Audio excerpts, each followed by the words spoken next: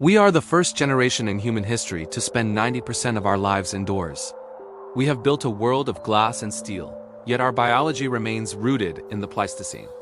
Our eyes evolved to track horizons, not notifications. Our ears were tuned to the rustle of leaves, not the hum of server rooms. But as we drift further from our natural habitat, a silent crisis is emerging. Chronic stress, cognitive fatigue, and a pervasive sense of isolation are becoming the modern norm. Is this simply the cost of progress, or is our detachment from nature a fundamental biological error? When you step into a forest, your body doesn't just feel better. It undergoes a quantifiable physiological reset. Recent 2025 studies have confirmed that just 20 minutes in a natural environment triggers a 16% drop in salivary cortisol, our primary stress hormone, but the chemistry goes deeper.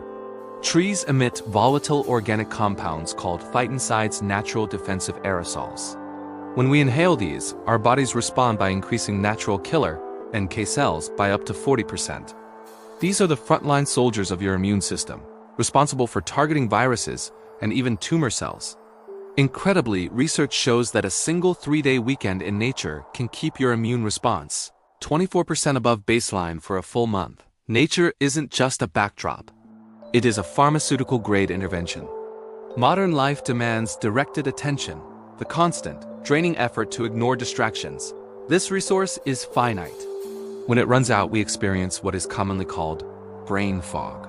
Attention restoration theory, updated with 2024 EED data, shows that natural settings provide soft fascination. This gentle sensory input allows the prefrontal cortex, the area responsible for decision-making and problem-solving, to actually recover. A landmark study from the University of Utah recently proved that participants who walked in nature improved their executive control and creativity by 50% compared to those in urban settings. The data is clear. To think more clearly, you must leave the screen behind. This connection is not accidental. It is called biophilia, an innate genetic tendency to seek connections with nature. We are biologically hardwired to find the sound of running water or the sight of a green canopy safe.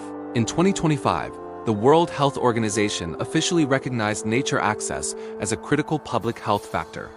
Even viewing nature through a window has been shown to accelerate post-operative recovery and reduce the need for pain medication. We are inextricably linked to the earth. To deny this connection is to deny our own biology. We at The Exploration are issuing a challenge. This isn't about an expensive expedition to the Amazon. It's about the everyday nature that exists in your own community.